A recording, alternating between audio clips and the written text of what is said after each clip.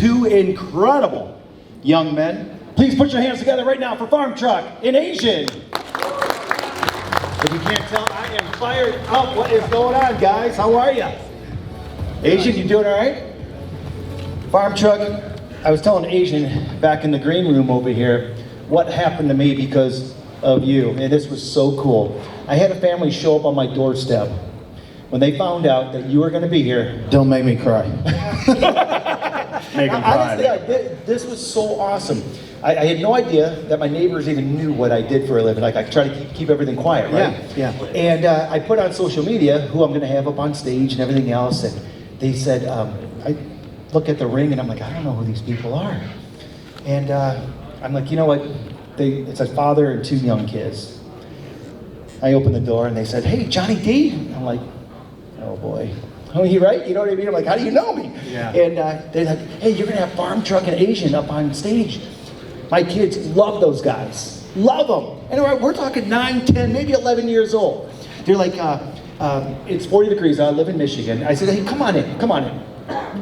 They had a couple questions for you, but I have to ask you, what is it like when you have literally the kids and the parents that love you the way that they do? You know, it's the kids that choke me up.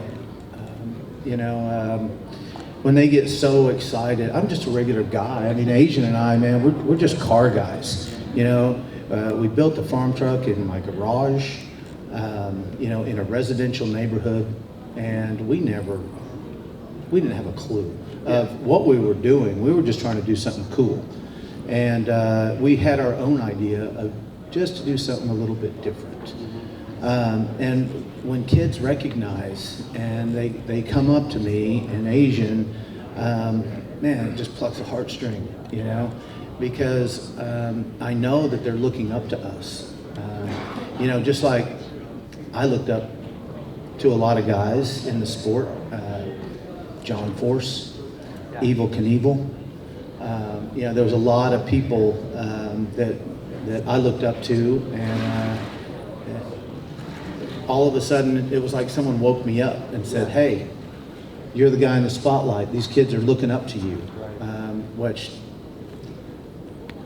there's always, I think Farm is right. It's he's now identifying himself as he's now in that role. He's now in that position. We're in that position to be able to, here's the fork in the road. Here's the decision you get to make to change someone's life. Whether it's 1%, 0.5%, half, 50%. You don't know what you're going to say, do. So here they're coming, wide-eyed and bushy-tailed, and now's the time to say something right. And having been doing this for 10 years, and then seeing our content on television, it gives us an opportunity to give back. This is not just a job. This is now a role, and it's a responsibility that we now hold to help bring these kids up and give them a beacon of light, maybe. So this young boy says, ask Farmtruck why he had your little die-cast car. He goes, ask him what his very first vehicle was. Was it really a truck? I said, that is a great question. I wrote it down, and then Lou back there, he comes up to me and says, well, I got a question for Farmtruck. I said, well, what's that? He goes, what's his first vehicle? So what was your very first vehicle? Well, I drove my dad's truck and my mom's car, which was a 1974 Dodge Dart. And I always say that was my first race car. Okay. But it wasn't actually mine. My first car was a truck. It was a Ford Ranger F-250 camper special. And that was my second race car. Even though it had a worn out 360 in it, and it wouldn't get out of its own way, I thought it would be cool if it just sounded better, So I got underneath it and drilled a bunch of holes in the muffler, and then I had a hot rod, and I was just trying to do what all kids are doing, that are interested in cars. I was just trying to do something cool, and the neighbors hated me. AZN, what was your very first vehicle? My first car was actually the Chevy 2 that Farmtruck helped find me on the show Discovery Channel. Oh, really? You saw that, but it was a 4-door. Did anyone see that episode? Yeah. Yeah. Right on. That was my first car.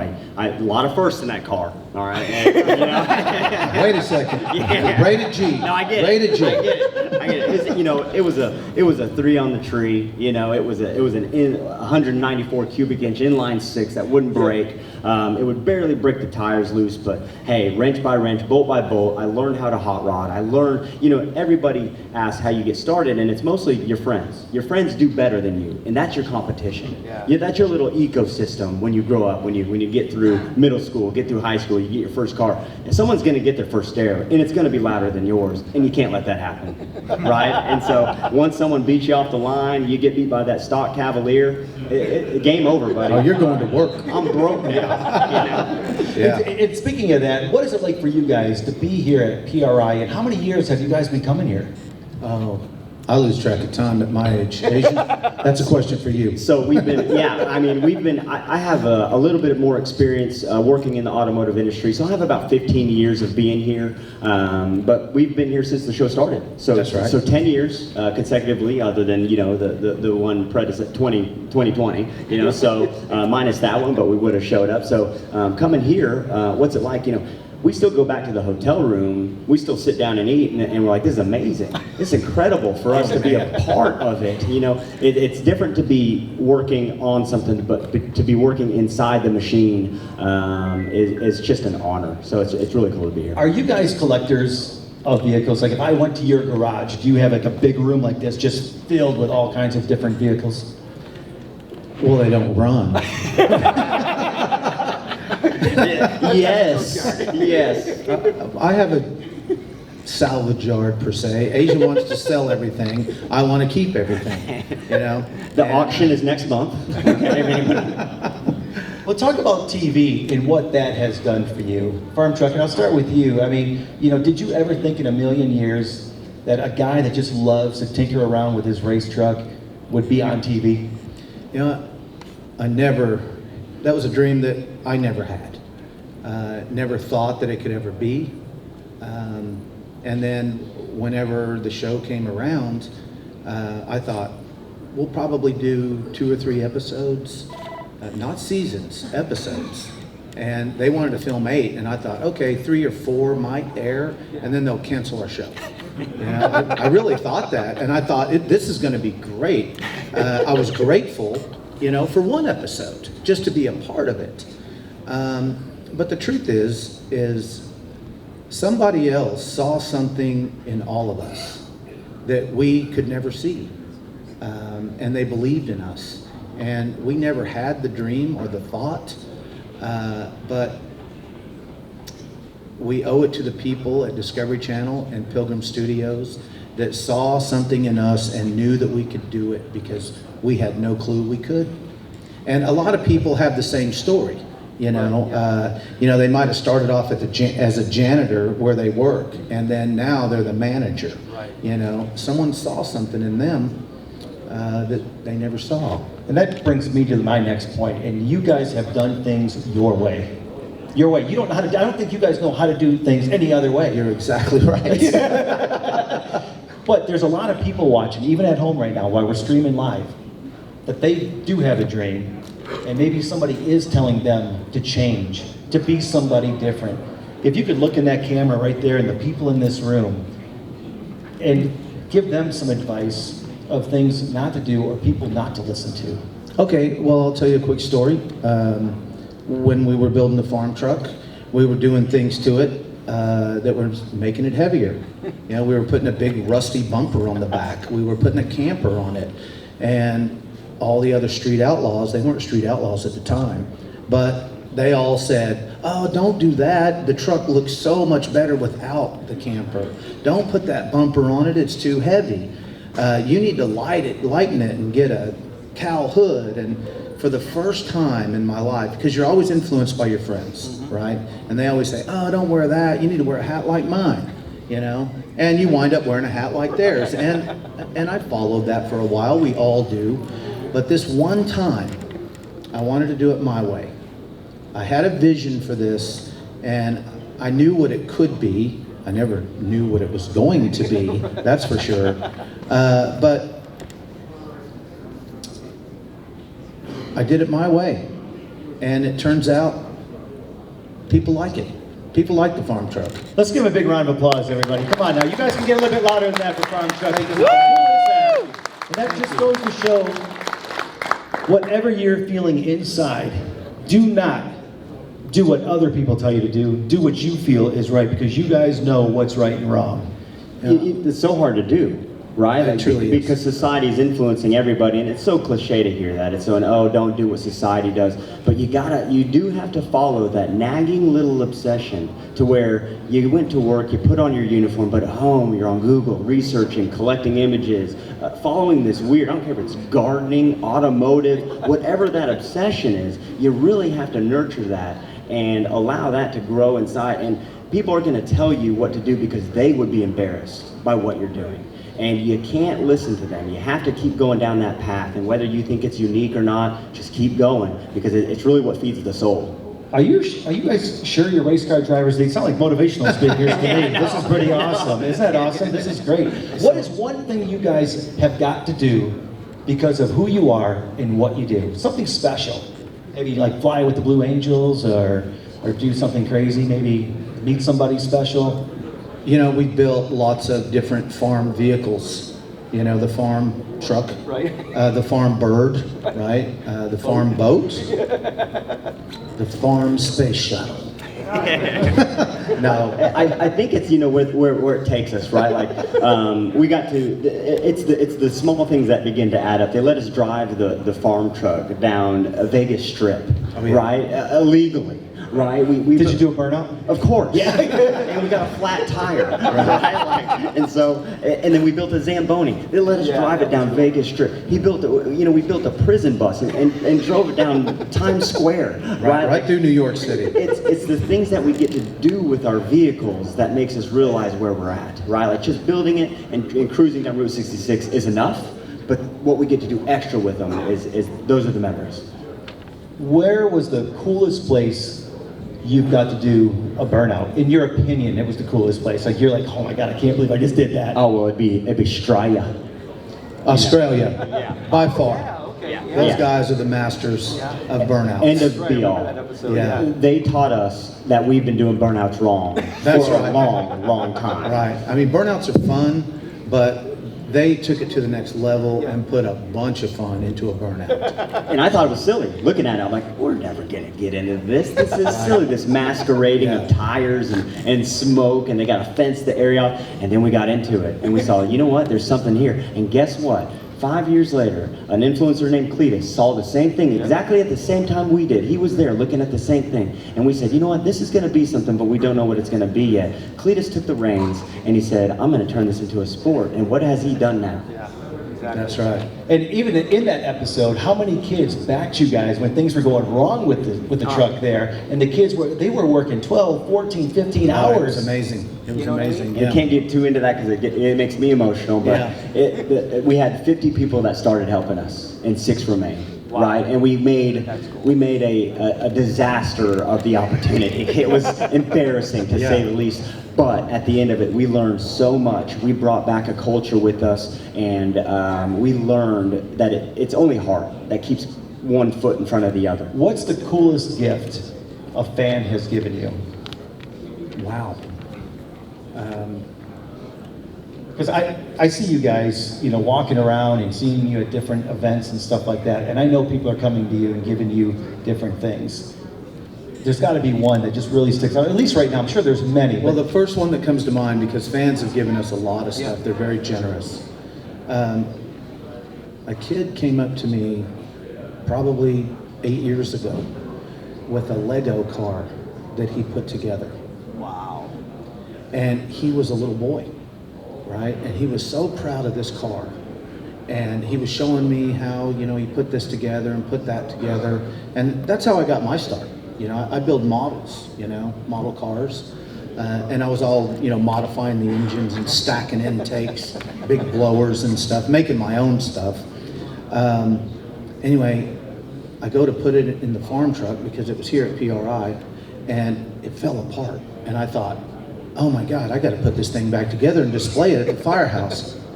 I couldn't get it back together. I couldn't figure out how this kid got it, but, you know, and I wanted to put it back his way, right?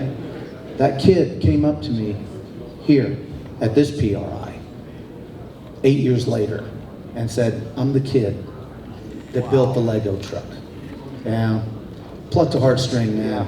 You know, that goes a long way, you know. You know, and I think that just their time, just their value to come up, but the one thing that I value the most is the intangible, and they bring back the memories that you forgot, right? Like, we're all here, we forget more than we remember, but when a kid or even a grown adult comes and says, hey, I was watching you when you did that burnout, or I was watching you when you made that trip down that track, or took the time to meet that person, it reminds you. So it's almost, you walk through the day on events like this, and it's almost like a living life review of the things you did good. And you know, hey, there's bad too, but those are the lessons. And so these people bring these intangible lessons in love that reminds you why you're doing this. Speaking of lessons, when was the last time you guys got pulled over? We try to get pulled over. Okay, you know, we just did the No Prep series, right? And there's a new TV show that we're involved in called Locals Only. Well, we had to go to all the No Preps to film it, and we took the prison bus. Well, we got pulled over several times in the prison bus because whenever the bus was built in 1960, they put a gas tank in it and drilled a hole right through the body side molding, right? And I thought, how am I gonna fix that, you know? Because it was just an ugly looking hole, right? And then I was looking through some stuff and I found this old gas pump handle. And I thought, I just fixed it. So we bolted this thing in. It's got part of the hose hanging out, right? We're driving down the highway. Sure enough, cops are pulling us over. Hey, buddy, did you forget something? No, what's up? Did you just get gas recently? Oh, no, that's there for a joke. They started laughing. Every time that I've been pulled over, which has been 3 or 4 times, they always laughed about it. They always thought it was hilarious. So you always get out of it because of who you are? I don't think they know who we are, you know? I think they're just so caught off guard, right? Yeah. And then one time, we Don't tell them about jail. I'm going to tell them. Don't tell them about that. I won't. But we built a cop car, right? And it was a cop car just for us. We're just trying to do burnouts. We got lube, we got us. We filled the whole thing up, and we tested this light system that turns on when you hit the nitrous. Well, how are you going to test it? You know what I'm saying? And so we go out on Route 66, and farm trucks driving. We go down this road that we go every time to make hits. Never is there an issue.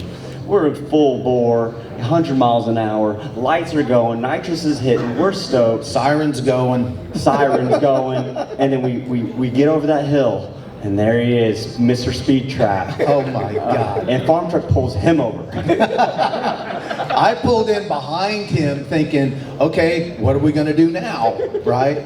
This cop gets out, comes back there, reads us our rights, and he lets us go. I don't know how that happened, but that's on our YouTube channel, right? Lou captured it all, and it was crazy. We turned into 8-year-olds. Just, Yeah, we did. Sorry, sir. I see people getting starstruck when they see you guys just walking around. I gotta wonder, you guys might be wondering the same thing. When was the last time you guys got starstruck and you're like, oh my God, I gotta go do a selfie with this person, or I gotta go meet this somebody, or I want an autograph from this person? I got starstruck whenever I came up on this stage for the first time. I knew you were and gonna met say that, Farmtruck. I'm starstruck right now. you know, there's Mike Finnegan out there, there's David Freiberger, right? Like, even though we're mixing it up, we're under the same umbrella, we're doing shows together and stuff, there's a piece of it that you see them, and their image, their archetype becomes an icon. It kind of becomes, it's something unreal. So even then, we're friends with them. We can call them at any time, but when we're hanging out with them and just talking to them, it's like, gosh, these guys have done something for the industry that I'll never understand. So every time we meet an automotive influencer that has made waves or has become somebody in this industry, I get a little starstruck, just a little bit, and I don't think you want to lose that. I think it's important to have that. So, I just want to say, we always say we're all regular guys. We just have a cool job. Yeah. You know, and there's no difference but a cool job. Do you guys, I want you guys to talk about the YouTube channel, because I think it is so cool. Talk a little bit about that. Okay. The one thing that I can tell you about the YouTube channel is Lou. And that's about all I really know about it, because I don't have an email address. I don't look at. Yeah, but Farmtruck, you got to come up with like content. Like, do you have ideas and say, hey, you know what? Let's try this or let's Sometimes, do this. yeah. Where do you come up with the craziest ideas? Well, maybe maybe not. Don't tell us. I don't sleep much. It's mainly Lou, and our team. We all come up with ideas. As far as doing the show, we always included everyone on our whole film crew, because we spend a lot of time with them. You become friends, and every idea is valuable. And the same thing in our camp, with our mechanics and fabricators and everyone around, and even the fans. They come up with a lot of good ideas. And most of the best stuff comes across, it was random. One thing that went the most viral was, I don't know if you saw the nitrous chair, right? Okay, that was unintentional. No, let's talk about it, Farmtruck. And that was a mistake. No, let's talk about it. I'm still apologizing for that. No, one. he asked the question. Yeah, that scared the life out of me. But here we are, we're filming Mega Race, right? We built the Farbird. They're asking us to do something. And Farmtruck's like, no, I'm not going to do anything silly. And so he gets this office chair out of the dumpster, right? And he rolls it, and he's looking at it, and looking at it like it's a mold. I'm a dumpster diver. Yeah, and then he's like, you know what if we put a mannequin and made the arms like fly off and put some nitrous bottles on the end? He gets it all set up, and I walk in, and I'm like, hey, we working on the Farbird? Are we filming? What's going on today? There's our mannequin. And, more like a dummy. And he gets in, he goes, hey, we're gonna do this mannequin thing. And I'm like, that's not dangerous, nothing's gonna happen. And I was like, it's gonna go, 20 miles an hour like a tilt-a-whirl. I mean, how fast can you spin your friend? And well, little did we know about physics, and I sat in it unknowingly, and we just kept adding stuff. I was like, hey, can I have a suit so it doesn't burn me? The nitrous coming out of the ball. Can I have a helmet because it looks stupid? We just figured it out as we went. Yeah. And then I was like, okay, how are you gonna light this thing off? And you were like, I'm gonna attach a string to each nitrous bottle. We're just gonna pull it, bro. And I'm like, cool. And they gave that thing a rip, and I went back to 1985. I have to ask, in that episode, did you get, when you came to, were you a little bit angry? Like, what the heck just happened? Honestly, no, I wasn't. I wasn't He angry didn't at all. know what happened. I didn't. Neither did I. I didn't know what I was looking at. I was looking at a blurry blob spinning. I wonder if my friend is still in there. I'm not in there.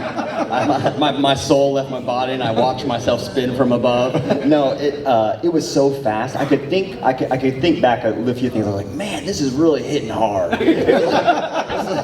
And so I was like, something's wrong. Something went wrong. And then finally he stopped me, and he got his leg all bruised from stopping because he didn't know if I was unconscious. And I'm so surprised it stopped. I was like, oh, okay, I'm here now. And I was so relieved that it wasn't fatal. You know what I'm saying? I knew if I ran in, I was going to break his legs on the side. Right.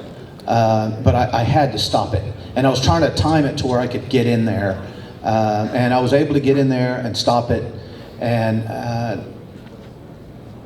I actually stopped him the wrong way, because the film crew was on the other side. And our DP yelled, turn him around the other way. So I spun him around, and the first thought that I had was, how do I apologize to my best friend? And he always comes up with these one-liners, and I think that was, you gotta find a new best friend. So he did. I'm new. I'm V2. there's a different Asian. Yeah. That just reminded me of, remember the merry-go-rounds? And you guys would spin it super fast and try to jump on, and then most of the time Oh, you that's did. right, yeah. Yeah, Right. that was kind of like that deal. Yeah, I was trying to Except for jump your on best a friend. It was nothing like that thing. To you, you're the guy inside Wow. hanging on. Nitrous bottles on a merry-go. No. We already did this. I'm gonna break your legs. We'll film that for the YouTube channel. No. What's next? Do you guys have something that you guys want to tell us that's coming up? That maybe a new build or what you guys have coming up? We have a lot of ideas on what we want to build. I have an old Cadillac I want to cut up and make something cool out of it. But we don't have any time because, we're going to do this no prep series. We're involved in the 405 street show. And I'm scrambling right now trying to build stuff. during the winter before we start. You know, it gets warm, we start racing, and I won't be able to work on anything. So maybe in a year, we'll have another cool build out. Now, we recently filmed a street show in between the No Prep Kings, and it involved us a little bit more into the racing. You know, the new show has kind of removed the list. You know, the drama has kind of gotten removed from, the show was getting a little dark, right? It was getting a little drama filled and things like that. And we all decided, hey, we need to add some light to this. So the 405 all banded together. We decided we're going small tire. They called us up and they said, hey, we want you guys involved in this. We want you guys to mingle. We're going to go up against these other states. And not to give too much away, this will air in January, but it rejuvenated the racer in us, right? Like, we love building these. We love pranking. We love, you know, introducing our silly builds to the public, but at the end of the day, we are racers too, and we love to be competitive. So we're working on some fast, right? We're working on getting to the stripe first, and that's fun for us again. Christmas is just around the corner. It is. What do you guys do for Christmas? Like, what do you guys... Farm Truck, let me ask you this question. I go to work. What does Farm Truck want for Christmas? What is on your wish list? If Santa Claus is out there streaming right now from the North Pole, and he's like, okay, Farm Truck's been a good man. Well, my first thought is car parts. You're in the right place. But this microphone would be awesome. For me, it's health insurance. I want a good plan, Blue Cross, Blue Shield. So, but no, hey, we just want everybody to get some rest at the end of the year, right? Like at the end of the year, everybody's here. Whether you're working or you think you're not working, everybody's tired. Everybody you talk to, whether you're excited or not, I hope everybody eats good, sleeps good, and is doing what they want to do on that day. If you guys could race one race anywhere, money was no object, what kind of racing would you guys like to try, personally? I don't know. Should we try street racing? Ostrich. Ostrich racing. Ostrich racing. YouTube. There you go, Lou. Is that next year? That's a good idea. There's some dirt stuff. That thing You looks know what? pretty I mean, cool. that is actually kind of funny because Kai was here yesterday. He said he would love to get on a bull. Yeah. Okay, we're gonna let him get on a bull.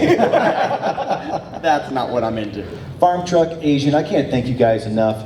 Ladies and gentlemen, please give these guys a big round of applause. Thank you very Thank much. you guys for coming to hang out here. Can I keep this? Thank you so much. Put on the chair.